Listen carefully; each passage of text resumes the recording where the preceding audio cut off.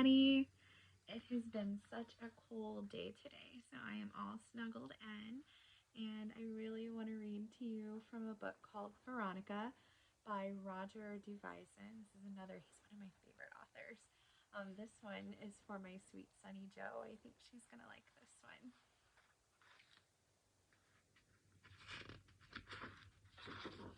This one is about a hippo named Veronica, and she's adorable.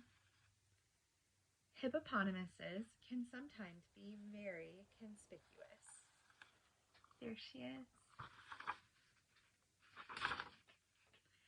But not so Veronica.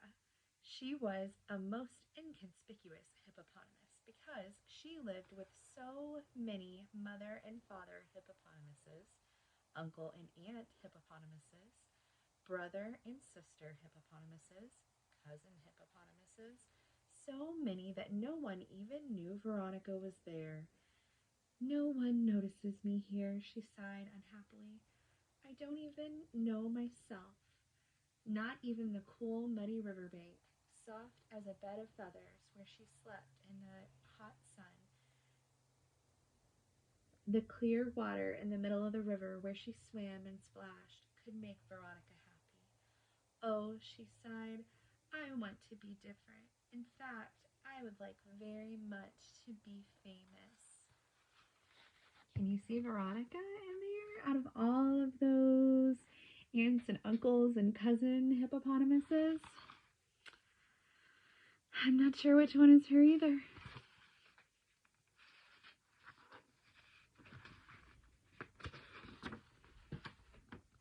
So Veronica walked away by herself one day to find a country where she could be different, or even famous. She walked for days, many, many days, eating grass and leaves along the way. Well, there's one view of Veronica, still not really sure what she looks like. One afternoon, from the top of the hill, she saw a pink and white city. The streets were crowded with men and women, even more crowded than Veronica's hippopotamus river. There she is. Now you get to see Veronica, standing on the hill looking at the city. When Veronica reached the streets of the city, she knew she was different. There was not another hippopotamus in sight, only people and more people, and still more people. People who stared at her, bumped into her, and shouted angrily at her when she stepped on their toes. Ooh, that would hurt. She was gloriously conspicuous. Everybody's noticing Veronica now.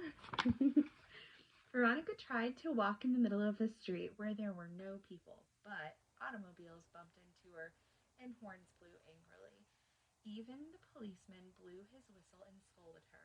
Lady, he said to Veronica, this is a one-way street and you are going the wrong way.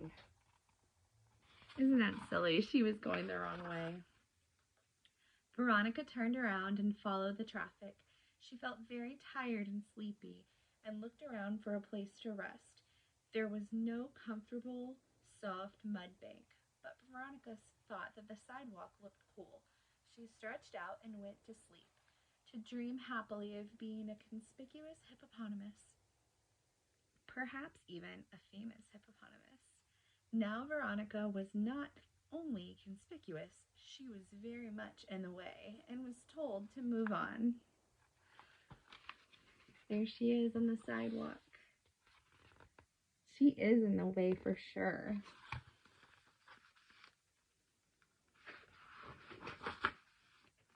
She obliged politely, but with a sigh, for she was very tired. She went to lie down at the curb. It would do just as well as the sidewalk. The policeman, though, did not think so. Lady, he said once more, don't you know that you cannot park in front of a fire hydrant? This time he took out his pad to give Veronica a ticket. But being a nice man, he directed her to a place across the street where she could sleep quietly. There she is, just trying to find a place to take a nap after her long walk. I don't know how all these people can sleep without mud or straw, said Veronica, looking over the new place. Still, it is very quiet here, and with these things on both sides of me, it will be as if I slept between my brothers and sisters. Even in her sleep, Veronica was now so conspicuous that people gathered to look at her. Look at that, she's in free parking over here. Could you imagine going to your car and seeing a hippopotamus? Now even a conspicuous hippopotamus must have food and water to drink and to splash in and mud to wallow in. The next morning, Veronica started out to look for these things, but she found nothing but streets and more streets and people who stared at her, bumped into her, and shouted angrily when she stepped on their toes. Presently, she saw a shallow fountain in the middle of the square with just little red fish swimming around and round its edges. No people in the water? Veronica wondered. It must be that people do not drink water or take baths. But Veronica waded into the fountain happily. She drank, she splashed noisily, and she rolled on her back in the lovely cool water. Out flew the fishes onto the sidewalk. Out splashed the water all over the people on the sidewalk. Soon the fountain was empty. Oh no, Veronica! What are you doing?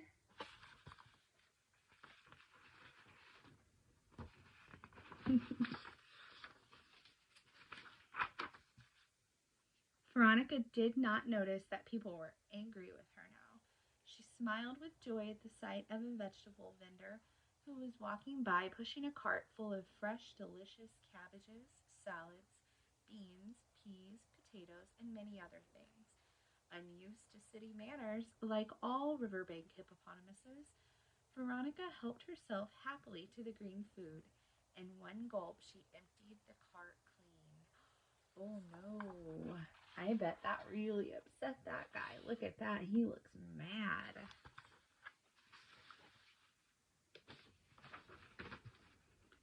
Thief! Thief! Screamed the vegetable vendor. Thief! Thief! Thief! Echoed the crowd. Arrest her! What happened here? Shouted a policeman, hearing all the noise. She stole my cart full of vegetables, cried the vendor. Cleaned it with one gulp, and all the paper bags, too. Heavens, said the policeman. One gulp? One gulp. Look at her big mouth. Well then, said the policeman to Veronica, you are under arrest. You step on people's feet, you stop the traffic, and bathe in a public fountain and dry up the city's fish. And now you steal, come along to jail. Look at that. Oh, she does have a big mouth. And I bet she eats a lot of food. Veronica did not know what jail was, but the policeman's loud voice so frightened her that she pushed the crowd aside and galloped down the street with hippopotamus speed. The policeman, the vendor, and everybody else ran after her. It seemed to Veronica as if the whole city was running at her heels. I must hide quickly or I am lost, she said breathlessly. These people surely want to beat me up. There she is running from all the people. How scary for a hippopotamus.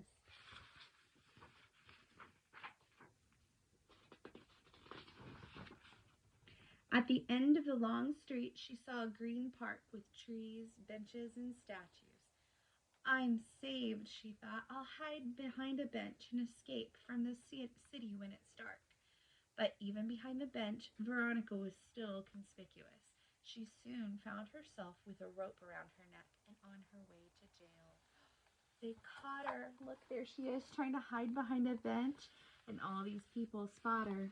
And then they roped her and walked her on to jail. Look at her. Poor Veronica.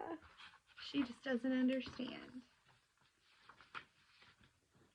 If Veronica had never seen a jail, the jail had never seen a hippopotamus. It had not been made for hippopotamuses. The door was too narrow for Veronica. She could not even go through it with dozens of men pushing. Look at that. They're trying to shove her in. Finally, a bulldozer was brought to help push Veronica through the door. With one push, she was in the jail. Look at that. They're just pushing her right on in. Ooh, aren't they worried she'll get stuck?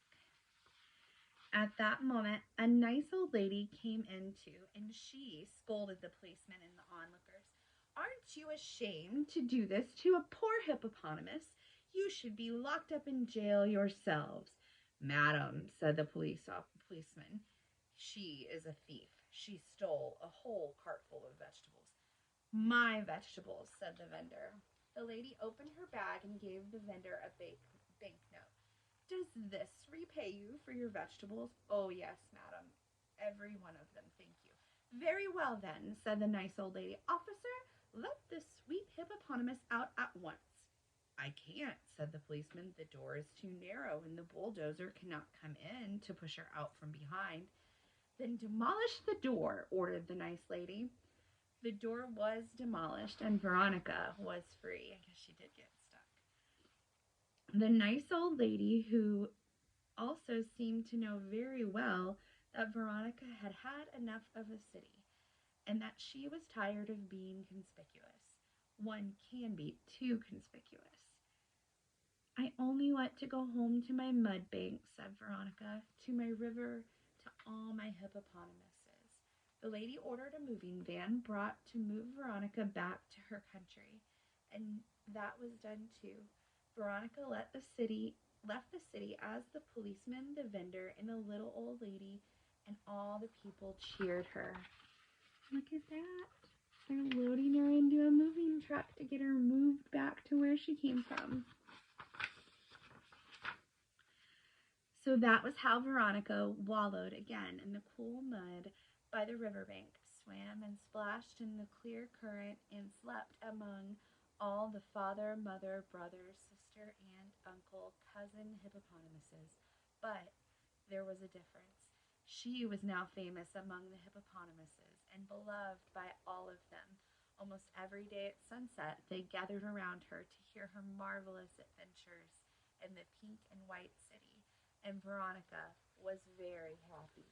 Look at that. Now you can see Veronica out of everyone else. There she is, telling all of her stories of the city. And that's the end.